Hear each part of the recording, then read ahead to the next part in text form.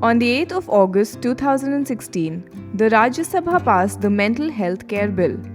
This is supposed to replace the Mental Health Act 1987, which repealed the draconian Indian Lunacy Act 1942. Mental Health Act 1987 changed the use of terms like lunatic to mentally ill and mental asylums to psychiatric treatment centers. The Indian Lunacy Act 1942 was harsher in terms of implementation and laws revolving around treatment of mentally ill persons. This is a revolutionary step in the history of mental health care in India. Reasons for this? The bill decriminalizes suicide. It states that anyone who attempts suicide will be presumed to be under severe stress and shall not be punished for it. It also changes the legal definition of a mentally ill person.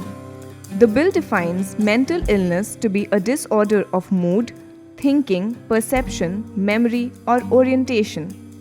The bill also says that every person would have the right to decide how he or she would like to be treated in the event of a mental health situation.